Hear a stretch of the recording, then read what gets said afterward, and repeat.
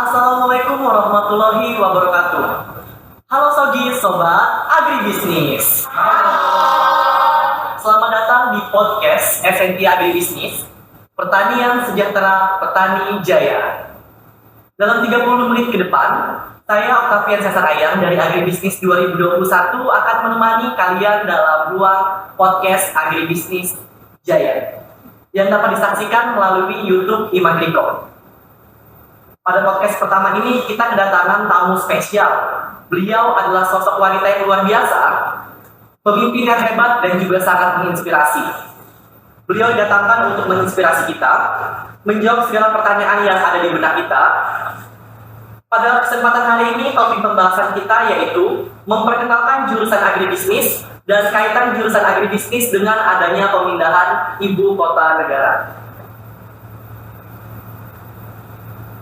Maka dari itu kita menghadirkan langsung sosok yang menjadi ketua jurusan agribisnis sejak tahun 2021 hingga sekarang. Ketua jurusan agribisnis Universitas Mula Warman adalah Ibu Insinyur Hajar Rita Mariati MP. Beliau mengenyam pendidikan S1 di Universitas Mula Warman dan melanjutkan S2 di Universitas Pajajaran. Langsung saja mari kita sapa. Halo Ibu Rita. Halo. Gimana Bu kabarnya Bu? Alhamdulillah. Oke, terima kasih Bu pada kesempatan hari ini mau datang ke podcast perdananya SNT Agribisnis. Langsung saja nih Bu, fokusan yang kita akan bahas ini ada dua nih Bu, terkait memperkenalkan jurusan dan fokusan kaitan agribisnis dengan pemindahan ibu kota negara. Oke, mungkin yang pertama nih Bu, terkait pengenalan jurusan. Berapa sih Bu jumlah ruangan kelas yang ada di agribisnis ini? Baik, terima kasih Ayah atas pertanyaannya. Baik. Kalau tanya tentang berapa jumlah kelas yang ada di agribisnis, itu tidak lepas dari fasilitas yang disiapkan oleh fakultas. Jadi ruang agribisnis yang kita gunakan untuk perkuliahan itu adalah sama dengan apa yang disiapkan oleh fakultas. Ada 16 ruang kuliah yang disiapkan oleh fakultas untuk bisa digunakan dalam pembelajaran. Berarti cukup banyak ya? Cukup banyak Ibu. Berarti ada 16 ruangan ya teman-teman. Di agribisnis yang disiapkan oleh fakultas ternyata ada 16 ruangan nih. Jangan sampai nggak tahu lagi nih berapa sih jumlah ruangan kita, sudah tahu nih diinformasikan langsung oleh jurusan agribisnis. Dan dipakainya bersama-sama. Oke, benar, dipakai bersama-sama. Jadi boleh dipakai oleh jurusan agribisnis, kemudian jurusan yang lain seperti PT Peternakan, kemudian PHP dan juga ekoteknologi.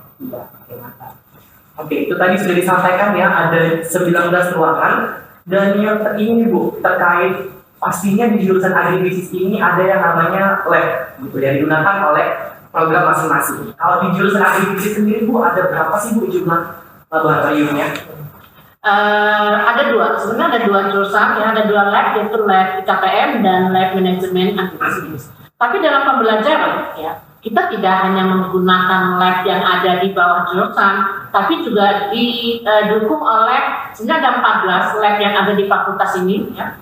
Dua di bawah jurusan agribisnis dan sisanya itu adalah di bawah jurusan yang lain, ditambah satu kebun percobaan yang ada di Teluk Dalam. Karena ada beberapa mata kuliah yang bisa juga kita gunakan dalam perkuliahan atau praktikum, misalnya di lab PHP, kemudian juga di lab peternakan, dan termasuk juga di lab agroekoteknologi. Jadi kita memang share ya penggunaan lab itu sesuai dengan mata kuliah apa yang. Berarti kalau misalnya khusus di lab jurusan agribisnis ini ada dua ya? Ada dua. Ada lab agribisnis dan manajemen agribisnis. Manajemen agribisnis dan lab IKPM. Ayah tahu apa singkatan IKPM? Tahu dong. Apa itu? Lab IKPM itu adalah ilmu komunikasi dan pemberdayaan masyarakat. Oke. Pertanyaan selanjutnya ini Bu, terkait berapa sih mungkin teman-teman sobat agribisnis, berapa sih jumlah dosen yang mengajar di khususnya jurusan agribisnis itu?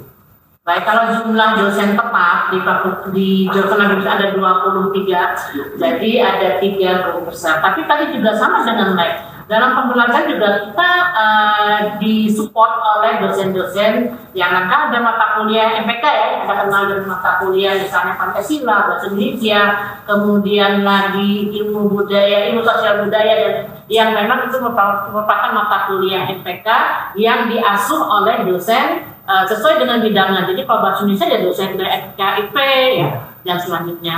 Kemudian ada juga mata kuliah yang diasuh oleh dosen-dosen di luar agribisnis. Misalnya Ayah pernah mata kuliahnya pernah ikut ya, ilmu budidaya tanaman. Pengajar ilmu budidaya tanaman itu kan yang ngajar adalah dosen teknologi, baik itu dari ilmu tanah, baik itu dari HPT maupun juga asesmen. Jadi kita 23 dosen tetap, tapi juga tetap disupport oleh dosen-dosen baik di tingkat universitas maupun juga dosen di tingkat fakultas. Berarti dosen-dosen dari fakultas lain, dari jurusan lain pun boleh mengajar di sini. Ini kan kita dalam MPKM, Merdeka Belajar Kampus Merdeka. Iya. Jadi bahkan kadang-kadang kita juga mendatangkan dosen tamu, ya. Yang Anda kenal kadang-kadang kan ada mata kuliah, ada dosen tamu atau juga ada praktisi mengajar. Ya. Jadi tidak hanya dosen, tapi juga praktisi yang nanti bisa memberikan wawasan tambahan kepada mahasiswa terkait dengan bidang yang ditekuni oleh mahasiswa. Jadi dalam MPKM juga kita tidak lagi hanya kuliahnya itu monoton di dalam kelas dengan pengajarnya dosen-dosen yang ada, tapi juga menambah wawasan mahasiswa dengan mendatangkan tadi dosen tamu, praktisi mengajar, atau mungkin juga sharing dengan dosen-dosen yang ada baik di tingkat universitas maupun juga di tingkat fakultas. Kalau tadi Bu dengar, kalau nggak salah ada juga dosen itu yang guru besar ya di agribisnis ini. Ada berapa itu? Ada 3 guru besar. Nah, mudah-mudahan dalam waktu dekat lagi kita akan menambah guru besar yang ada di jurusan untuk menambah bagi jurusan semakin lebih baik. Kalau nggak salah masih ada 2 yang sana akan siap untuk menjadi guru besar. Jadi mohon doanya. Kita doakan ya sobat agribisnis supaya nanti di jurusan agribisnis semakin banyak guru besarnya. Oke Bu, tadi juga kita sudah tanya-tanya nih terkait dosen, berapa jumlahnya yang mengajar di jurusan agribisnis. Mungkin kita juga perlu ketahui nih berapa sih jumlah mahasiswa-mahasiswi di program studi atau di jurusan agribisnis ini. Jadi kalau saat ini jumlah mahasiswa kita itu sekitar 400-an ya. Karena kan memang kemudian setiap angkatan itu kan fluktuatif nih. Kadang-kadang ada masanya jumlah mahasiswanya banyak, peminatnya nanti menurun dan itu menjadi hal yang umum ya. Jadi saat ini jumlah mahasiswa kita di angka 400, tepatnya 412 mahasiswa. Jadi mulai ada 3 angkatan aktif ya, angkatan aktif kuliah, kemudian sisanya dalam proses penyelesaian tugas akhir. Jadi itu juga cukup banyak ya bagi kami di jurusan untuk menghandle mahasiswa-mahasiswa tersebut dengan catatan bahwa kita inginnya bahwa mahasiswa kita ini bisa menyelesaikan pendidikan tepat waktu ya dengan kualitas yang baik. Ada 412 ya Bu jumlah mahasiswa-mahasiswi di jurusan agribisnis. Oke. Mungkin menurut Ibu juga kembali terkait peminat dari tahun ke tahun ini Bu di jurusan agribisnis bagaimana Ibu kalau benar Ibu selama menjadi ketua jurusan di agribisnis? Ya. Kalau jumlah peminatnya, tadi saya sudah menyampaikan bahwa jumlah peminat itu selalu berfluktuasi. Tapi kita punya kuota, ya, artinya daya tampung. Selama ini setelah kita melakukan evaluasi terhadap pembelajaran, termasuk juga dengan sarana dan prasarana yang ada, ya, kita hanya punya daya tampung sekitar 80 sampai 90 mahasiswa per angkatan. Ya. Jadi sebenarnya cukup tinggi juga minat untuk kuliah di agribisnis tadi. Saya contohkan misalnya pada tahun 2022 kan sekitar 300-an peminatnya. Kemudian yang lulus seleksi ya, yang sekitar 120. Tapi pada saat registrasi ya, biasanya kan banyak mungkin mahasiswa yang terkendala dengan registrasi, sehingga untuk angkatan 2022 itu jumlah mahasiswa kita yang diterima dan belajar ya sudah secara resmi itu sekitar 86 mahasiswa. Jadi jika dibanding dengan mungkin program studi lain, peminat jurusan agribisnis ini cukup tinggi.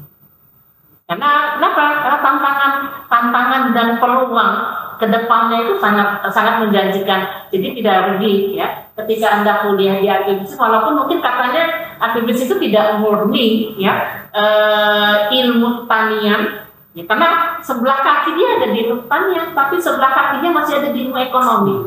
Nah, justru itu menjadi kelebihan ya bagi mahasiswa dan nanti alumni dalam mencari pekerjaan dan sebagainya. Berarti cukup menjanjikan juga ya jurusan agribisnis. Sangat menjanjikan. Oke, mantap nih teman-teman. Jangan ragu lagi nih sobat agribisnis. Oke Bu, terkait SKS lagi nih Bu. Ini kan penting banget nih untuk diinformasikan dan diketahui nanti oleh teman-teman sobat agribisnis dan juga teman-teman maba yang akan bergabung di jurusan agribisnis di Fakultas Pertanian. Berapa sih Bu minimal yang diambil supaya nanti bisa memenuhi syarat bahasanya Bu? Jadi kita punya dua peminatan sebetulnya ya di dalam agribisnis. Satu minat agribisnis itu dan kedua ada minat IKPM. Dua-duanya jumlah peminatnya juga beragam ya, artinya ada kalanya yang minat IKPM lebih banyak, ya ada kalanya yang minat agribisnis juga lebih banyak. Tapi di dalam penyelesaian studi kita mematok ya jumlah SKS minimal yang harus ditempuh oleh mahasiswa itu 146 SKS. Itu sudah termasuk dengan TA atau tugas akhir termasuk tadi KKN, PKN dan skripsi. Ya. Jadi 146 termasuk juga di dalamnya adalah mata kuliah ada mata kuliah wajib ya. Jadi ada mata kuliah wajib fakultas universitas, ada mata kuliah wajib fakultas, ada mata kuliah wajib jurusan, ada mata kuliah wajib minat dan ada mata kuliah tinggi. Berarti SKS ini lagi 146 SKS. Terus itu Bu, terkait juga ini kan pasti adalah masa studi dari setiap mahasiswa-mahasiswi. Biasanya Bu di jurusan agribisnis rata-rata berapa sih Bu lama studinya? Kalau dalam panduan ya mahasiswa itu dikasih kesempatan sampai 7 tahun. Ya, sampai 7 tahun loh kuliahnya itu jika memaksimalkan. Tapi kan bukan itu yang jadi target ya. Jadi semakin cepat lulus, semakin bagus kebanyakan, dan itu juga menjadi tantangan bagi kami jurusan bagaimana mahasiswa kami bisa lulus tepat waktu. Dalam bahasa tepat waktu bukan 7 tahun ya. Tapi tepat waktu kali sudah bisa menyelesaikan semua teori kemudian juga dengan TA-nya. Jadi rata-rata masa lulus ya, masa studi mahasiswa untuk jurusan agribisnis itu 4,2 tahun. Ya, 4 semester, 8 semester jadinya ya.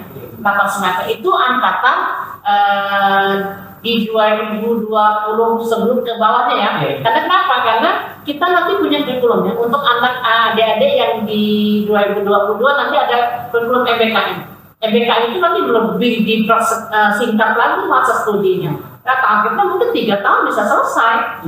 Ya. Jadi kalau tadi di kurikulum sebelumnya mahasiswa menempuh 7 semester untuk teori ya, tambah nanti untuk TA. Kemudian kita coba lagi merampingkan 6 semester 3 tahun untuk teori selanjutnya TA. Jadi bisa lulusnya sebenarnya 3,5 tahun ya. Kalau dia bisa menyelesaikan semua persyaratan. Nah nanti di RPKM bisa lebih cepat lagi. Karena 3 tahun bisa lulus, ya. Tapi juga kita tidak hanya mengejarnya cepat lulus, tapi juga tetap mengedepankan kualitas. Bahwa lulusan kita itu kualitas sesuai dengan visi dan misi yang ada, bahwa kita ingin menghasilkan mahasiswa lulusan itu yang berkualitas, profesional dan mandiri, sehingga dia mampu untuk masuk di pasar kerja dan bersaing dengan semua alumni dari Universitas Makassar. Jadi ayang harus lulus lah 3 tahun juga 3 tahun setengah. Amin Bu, amin. Oke, luar biasa sekali ya, ternyata di jurusan agribisnis ini juga memiliki begitu target yang banyak Bu, yang banyak program-program yang semakin di-upgrade, semakin diperbaharui lah bahasanya kayak gitu. Oke Bu, mungkin juga terkait itu kan banyak lah kita cerita tentang jurusan. Bisa di-spill ya Bu, gimana sih sejarahnya jurusan agribisnis di Fakultas Pertanian di Universitas Pelawanan? Ya, sebenarnya Sebelumnya kan kita bukan menjadi jurusan ya, jadi sesuai dengan SK Kementerian Menteri Pendidikan tahun 1984 itu sebenarnya cikal bakal berdirinya dulu namanya bukan agribisnis, program studi sosial ekonomi pertanian 1984. Nah pada saat itu belum ada peminatan. Di mana mata kuliah itu juga masih banyak muatan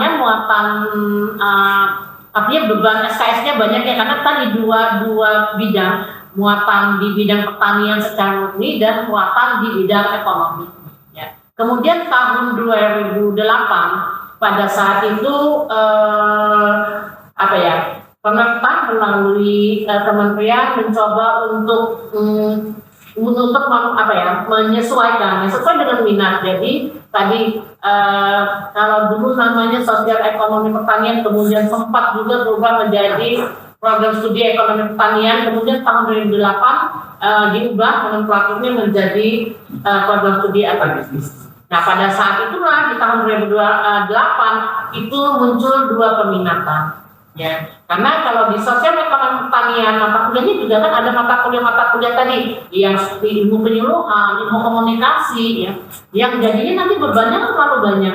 Kita mencoba untuk men-split ya, supaya mahasiswa bisa lebih konsen, sehingga pada tahun 2008 pada saat itu kita mencoba membuat ya, menyusun kurikulum termasuk tadi dengan dua peminatan IKPM dan dan harapan kita juga mudah-mudahan tahun-tahun yang akan datang tidak lagi menjadi minat, tapi menjadi program studi. Jadi jurusannya agribisnis, nanti program studinya agribisnis dan IKPM. Ya, bahkan mungkin bisa nanti dengan program studi yang lain, supaya bisa lebih mengembangkan jurusan kita menjadi bisa lebih mampu bersaing istilahnya.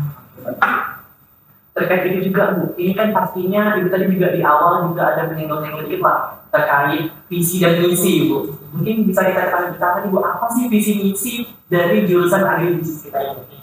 Jadi kalau visi dan misi kita, ya kita juga menyusun visi dan misi itu perangkat dari visi dan misinya universitas yang kemudian diterapkan pada visi dan misinya fakultas. Jadi kita menyusun visi dan misi di tingkat jurusan itu adalah bagaimana menjadikan program studi agribisnis ini sebagai program studi yang unggul dan informatif ya, terutama di bidang ipteks dan tidak lepas dari ciri khas pertanian di Kaltim, yaitu pertanian tropikal lebat, di mana harapannya bahwa lulusan kita tadi bisa menjadikan lulusan yang berkualitas, profesional dan mandiri. Artinya mandiri begini dia tidak lagi tergantung pada peluang kerja yang ada, tapi lulusan yang mampu menciptakan lapangan kerja.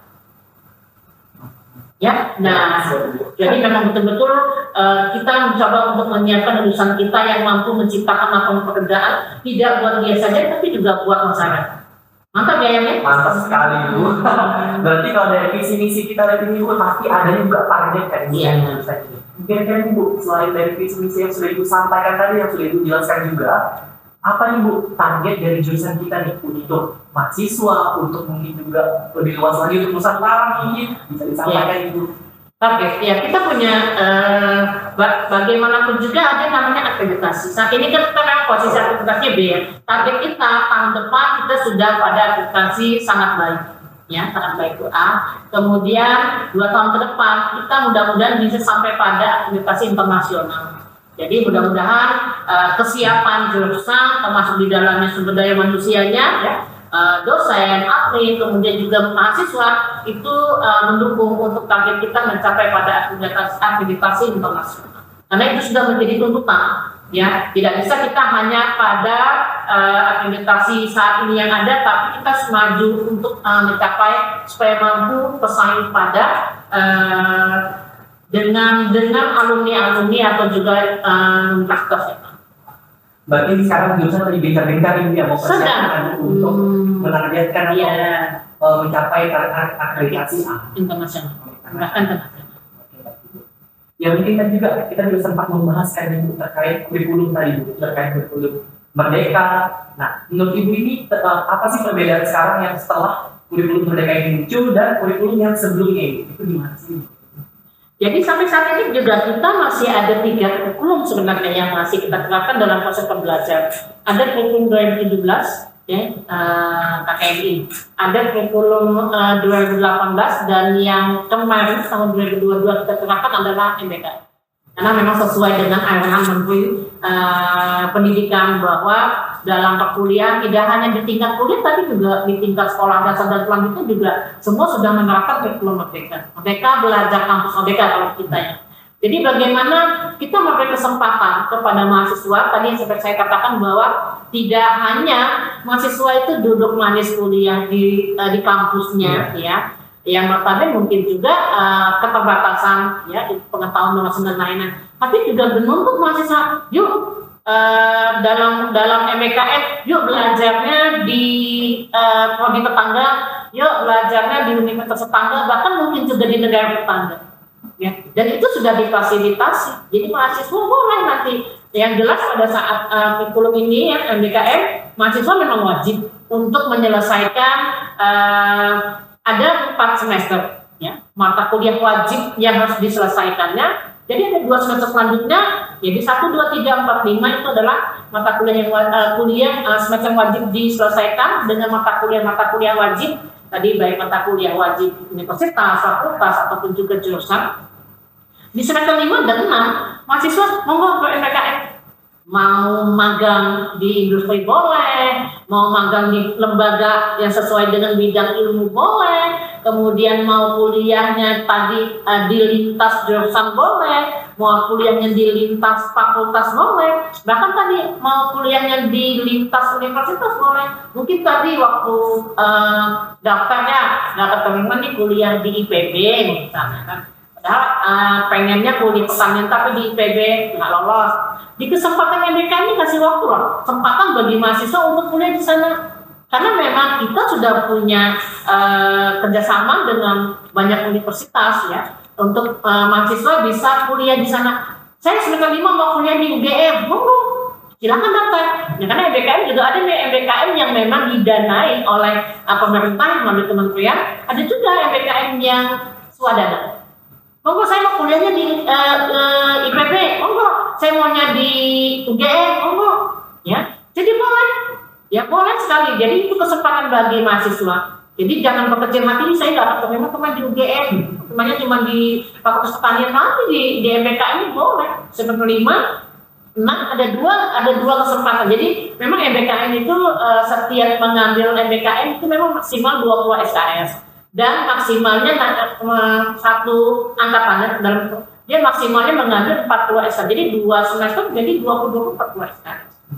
Jadi boleh nanti dikonversikan dengan kegiatan misalnya KKN, kemudian juga PKL ya. Bahkan juga dicoba nih untuk dikonversikannya dengan skripsi. Ya. Walaupun masih dalam digodok ya bagaimana aturannya mengkonversikan dalam skripsi. Bu, kemudian kalau saya misalnya nih tidak ingin ber-MBKM lintas program studi fakultas, saya boleh nggak menyelesaikan pendidikan saya di program studi? Iya, kami juga bagi mahasiswa yang tidak ingin ber-MBKM, ya, mau tetap nih betahnya saya di fakultas ini aja lah. Oleh kami juga menyiapkan, jadi di semester 6, 5 dan 6 mahasiswa yang tidak ber-MBKM, kami menyiapkan mata kuliah pilihan. Ya, jadi boleh diambil, tetap yang jelas tetap memenuhi standar 146 SKS yang harus disesuaikan di dalam untuk mencapai gelar sarjana. Jadi semester 1, 2, 3, 4 adalah mata kuliah wajib. Ya, wajib itu tidak ditawar-tawar lagi ya. Boleh nanti dilihat apa saja mata kuliahnya, saya juga nggak hafal ya. Tapi di 5 dan 6 itu saatnya ber-MBK. Jadi bisa menambah wawasan, ya, bisa menambah teman ya, dan bisa termasuk juga bisa menambah referensi. Ya. Jadi bisa nanti namanya juga MBK boleh belajar di mana saja, di kapan saja, tapi semua juga ada aturan ya. Ada aturannya, ada prosedurnya harus dipenuhi. Berarti dengan adanya MBK ini menjadi peluang besar ya Bu, untuk teman-teman ahli bisnis. Iya. Luar biasa sekali ternyata dengan adanya MBK ini kayak terbantu juga ya Bu kita sebagai dosen dan juga sebagai mahasiswa-mahasiswi kalau misalnya ekspor keluar mau belajar keluar. Jadi tadi juga mungkin saya tambahkan, MBKM itu boleh kita mahasiswa kita keluar ya, tapi juga mahasiswa lain dari universitas lain pengen di kita juga kok. Tapi tantangan bagi kita dosen, ya, bahwa kita juga harus meningkatkan kualitas ya, karena mungkin ada mahasiswa dari fakultas atau mungkin dari universitas mana ya yang ingin kuliah di kita, jadi kita juga harus siap, dan itu juga sudah harus kami siapkan ya untuk ketika ada mahasiswa-mahasiswa lain untuk ikut kuliah. Nah, selain itu yang saat ini juga sedang di direct ya oleh kami, ada yang namanya Ikatan Ketua Program Studi Agribisnis Indonesia. Nah, jadi kalau tadi MBKM-nya mahasiswa ya, mahasiswa yang BMK, misalnya dia ikut di MBKM-nya di fakultas lain atau begini. Tapi juga selanjutnya nanti dosennya juga BMKM. Misalnya saya nanti berkolaborasi misalnya dengan Universitas Tanjung Pura nih, Fakultas Pertanian Tanjung Pura. Jadi kami untuk satu mata kuliah saya dan dosen di sana yang mengajar. Ya. Jadi nanti dia ngajar di Fakultas Pertanian di sini, saya ke sana dan selanjutnya. Jadi tidak hanya mahasiswa yang bisa merdeka belajar kampus merdeka, tapi dosennya juga, sehingga menjadi tantangan bagi kami sebagai manusia dosen untuk terus mengupgrade pengetahuan sehingga juga setara dengan universitasnya. Biar sekali dari pengaruh dari MBKM ini untuk dampak setiap jurusan. Oke Bu, mungkin juga terkait apa sih Bu terkait harapan ini Bu di bagian bidang studi peminatan jurusan agribisnis ini Bu? Mungkin tadi kan kita udah kasih tahu nih kalau di agribisnis itu ada peminatannya, ada manajemen agribisnis, ada IKPM. Mungkin teman-teman ini belum tahu apa sih maksud dari peminatan ini kayak gitu. Jadi kita punya dua bidang, ada dua minat ya. Minat agribisnis dan minat IKPM. Ya. Memang kalau di agribisnis lebih banyak bidang kajiannya ya ke arah bisnis, namanya juga bisnis pertanian ya, kan mata kuliahnya mata kuliah yang memang misalnya kayak peramalan ya, kemudian banyak ekonomi nih, ada ekonomi produksi, ekonomi manajerial dan lain-lain. Jadi memang lebih pada bidang ekonomi ya, termasuk dan namanya dalam marketing. Sementara di IKPM itu banyak ke bidang sosial ya. Misalnya tadi di pemberdayaan masyarakat, di ilmu komunikasi ya. Jadi memang ada dua, tadi seperti saya jelaskan di awal bahwa dulu ada sebelum masuk pada jurusan agribisnis kan namanya sosial ekonomi pertanian nih ya. Jadi ada sosial dan ada ekonomi. Nah, kemudian ketika 2008 ya diubah menjadi jurusan program studi agribisnis, maka kita bagi dua minat. Jadi bisa mewadahi mahasiswa yang lebih pada ilmu-ilmu ekonomi ya di agribisnisnya, kemudian mewadahi mahasiswa yang punya minat di bidang pemberdayaan masyarakat, komunikasi dan penyuluhan di bidang IKPM. Ya, walaupun mungkin masih ada banyak mata kuliah yang menjadi mata kuliah wajib ya untuk kedua minat tadi, tapi juga sudah spesifik ya. Karena memang kalau di IKPM target lulusan kita dia bukan mungkin jadi penyuluh ya, jadi pendamping kegiatan-kegiatan di kemasyarakatan ya, karena ilmunya ilmu sosial ya. Kalau di agribisnis ya yang kita targetkan itu adalah bagaimana mahasiswa lulusan kita mampu menjadi entrepreneur. Nah, itu yang paling penting nanti.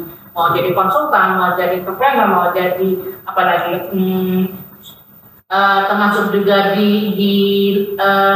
pemerintahan ya. Jadi memang bidang ilmunya hanya beberapa mata kuliah yang spesifik. Tapi kalau nanti minat itu sudah berubah menjadi program studi, maka mata kuliahnya juga akan lebih full ke mata kuliah IKPM, kemudian agribisnis ya. Tapi karena saat ini masih minat, jadi masih tetap ada menyangkal mata kuliah wajib di tingkat program studi. Nah, itu tadi Sogi sudah diinformasikan nih sama Ibu Rita terkait apa sih maksud dari jurusan IKPM, peminatan IKPM dan peminatan manajemen agribisnis. Jangan sampai tahu lagi nih, nggak tahu lagi nih teman-teman semua. Karena kan teman-teman juga nih bakal kalau nggak salah Ibu di MPKM nanti di semester 3 sudah ambil peminatan tuh. Jadi jangan sampai nih bingung atau bimbang, masih kurang tahu lah terkait informasi jurusan tentang peminatan dan lain sebagainya. Oke Bu, kembali lagi nih terkait apa sih Bu harapan dari jurusan ini mahasiswa yang sekarang yang ada di agribisnis untuk bisa terlibat di MBKM itu di bagaimana Bu? Jadi memang MBK ini ya relatif baru ya, walaupun sebenarnya memang MBK ini sudah ada di tahun 2020-an sudah banyak ini, sudah ada. Memang di kita juga masih relatif baru. Nah, memang mahasiswa masih banyak yang takut sebenarnya. Ya, nah ada takut dalam tanda kutip ya. Saya takut nih nanti kalau misalnya saya magang di perusahaan atau di industri misalnya, nanti gimana konversinya? Atau misalnya kalau saya kuliahnya nanti di universitas lain, gimana dengan nilainya? Sebenarnya ada aturannya, sudah ada aturannya, sudah ada yang apa menjadi hak dan kewajiban mahasiswa. Ya. Jadi bisa dipelajari itu hak dan kewajiban mahasiswa, apa hak dan kewajiban jurusan yang memfasilitasi itu. Sehingga mahasiswa nggak perlu takut, nggak perlu ragu untuk MBKM. Karena memang juga kami di jurusan juga ditargetkan sebenarnya oleh fakultas juga ditargetkan oleh tingkat universitas, bahkan universitas ditargetkan ya oleh kementerian bahwa bagaimana mahasiswa kita ini semakin banyak mahasiswa kita yang terlibat dalam kegiatan MBKM. Ya, karena kita juga dituntut untuk meningkatkan IQ, ya, indikator kinerja utama di jurusan, indikator kinerja utama di tingkat fakultas dan selanjutnya. Itu juga salah satu penilaian dalam jurusan itu adalah bagaimana mahasiswa, keterlibatan mahasiswa dalam kegiatan MBKM. Semakin banyak mahasiswa yang ber-MBKM, ya, maka semakin meningkatkan IQ jurusan. Ya. Indikator kinerja utama ada berapa sebenarnya? Ada 6 indikator kinerja utama. Salah satunya adalah tadi program MBKM tadi. Jadi mahasiswa sudah diberi kesempatan oleh pemerintah kementerian untuk ber-MBKM, dan kalau MBKM yang dibiayai ya, yang dikeluarkan oleh kementerian dibiayai ya semuanya, mau transportasi, biaya hidup dan lainnya kan semua dibiayai. Tinggal bawa badan aja nih ke mana yang dituju tadi kan. Dan bahkan dapat banyak pengalaman, tantangan di dalamnya kan. Nah, jadi jangan diam di zona nyaman aja ya. Jangan diam di zona nyaman, ayo coba tantangan, karena semakin anak muda semakin biasanya menyukai tantangan nih. Challenge semakin kita tantangannya semakin tinggi, ada kepuasan tersendiri ya. Dan nanti ada kereta. Idealnya saya kuliah dulu gini. Jadi jangan juga memilih yang adem ayem di zona nyaman ya. Jadi coba deh semua. Jangan lupa tuh Sogis, harus dicoba nih, harus berani explore, harus berani keluar dari zona nyaman. Mungkin dari Ibu sendiri tips dan trik bahasanya hal apa aja yang perlu dipersiapkan oleh lulusan agribisnis supaya bisa menghadapi persaingan yang banyak nih Bu. Sekarang kan Bu, kayak ada pemindahan ibu kota dan lain sebagainya, pasti banyak lah daya saing atau persaingan dari luar kayak gitu. Bagaimana tips? Pertama ya memang intinya adalah menyelesaikan pendidikan ya.